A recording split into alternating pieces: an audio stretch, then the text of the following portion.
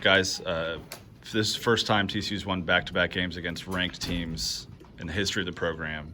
What does it mean to the two of you to be a part of that tonight? That means everything.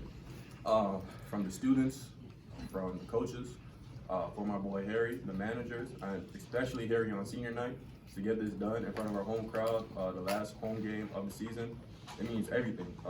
This gives us momentum, not only for Kansas, but for West Virginia, the Big 12 tournament, and the March Madness. We one of the best teams in this country. I stand firmly on that. My teammates stand firmly on that, and we're just ready to compete. We're ready. Like, you feel like you guys are peaking at the right time? Yeah, I feel like it's always those one or two teams that peak going into March. I feel like we're one of those teams, our last two games showed that. And, we've just been playing good basketball, making the extra pass, rebounding, and playing defense. And our last two wins showed that. I'm just happy to be a part of it.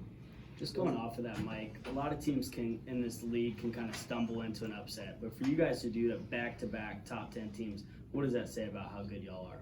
It just proves we can beat anybody, like Emanuel said. I feel the same way he do. Everybody does. We're one of the best teams in the country.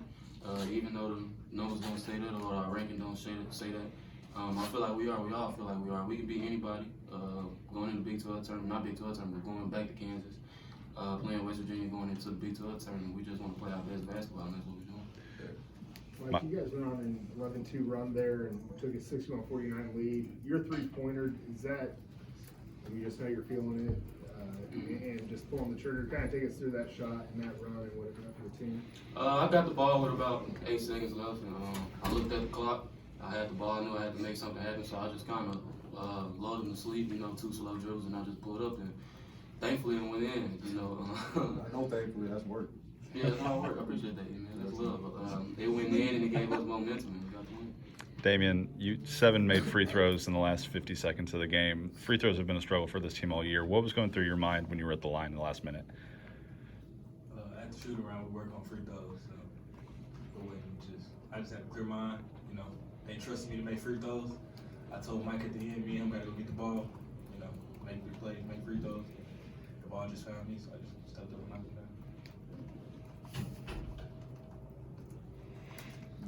down. What was it like? Go for it. You had no turnovers. The team only had 7 all night, the lowest since early December. Just talk about how important that is. It kind of goes without saying, but just how much of a priority you guys put on that tonight. It's a big priority because what we do, 12 turnovers a game? Yeah. And what we had, 8 today? 7 today? Yeah. I know if I don't got none, shit. We're gonna be 12, so I just gotta take care of the ball. For Dame and E-Man, obviously this is y'all's first year at TCU. Is stuff like this making the tournament why y'all came here? Yeah. Yes. The culture here is so contagious. The fans' energy gives us energy, and I think that's special, man. There's not a lot of colleges in America you can go to where it's like that. Our student section, they're being ranked for a reason. They're here, they're supported, and they're standing throughout the 40 minutes of the game. Like I said last press conference, this is one of the best student sections I've ever been a part of. What was that like in that final moment emotionally? Clock running down, fans jumping over the railing, all those students that you love so much coming to celebrate with you guys? I mean, the first time it happened, it was surreal. It's crazy just seeing your classmates cheering with you, jumping up with you in the center of the court, and then to have it back-to-back games against another top 10 AP team. I mean, it's like you can't explain that. Stuff like that you dream of moments like that. You dream to be a part of that, and to be a part of that from myself and my teammates right here. It's everything. How do you stay poised coming off these big wins like this? I feel like we just got to stay level-headed. We got to go back to their place and play them again in 48 hours. And we know these 2 wins mean a lot, but we just got to stay the same way. Stay aggressive, still be the underdogs. We're still the underdogs no matter who we beat. So that's just our mindset going into these last few games and going into the tournaments. Mike, you talked a little bit about the team having some momentum, but you've got 45 points in the last 2 games. You feel like you're getting healthy at the right time? Or getting a little momentum at the right time? I wouldn't say that. They still hurt. It's just adapting to it. No one who plays this game is 100%, especially in this league. So I just try to play through it as best as I can. They still hurt during the game, after the game. And, I just got to deal with it as best as I can. And that's what I've been doing. I've been helping my team win.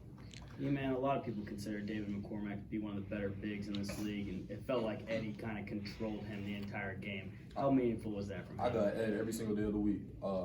I talk about contagious. Eddie's energy is contagious. He sets the bar for this team. He's a big part of the reason why we're winning games. His energy is unmatched. No matter who he's going against, I know every single night he's going to give 100% of his effort. And I feed off him, Mike feeds off him, Damion feeds off him. We all feed off him, and we're all grateful that he's part of this program. With such a big game, a top 10 game, leading up to this week, what was Coach Dixon telling you guys to get ready for it? Keep a chip on our shoulder. Is it still there? Always. We Oh, always yeah. keep He was that. No pick matter who we eight. play. Hey, we will never forget that. He was picked 8. And in the summer, we knew that going in, and we're responding. We're stepping up to the plate, and we're hitting it home. Okay, thanks, guys. Thank you. Appreciate it.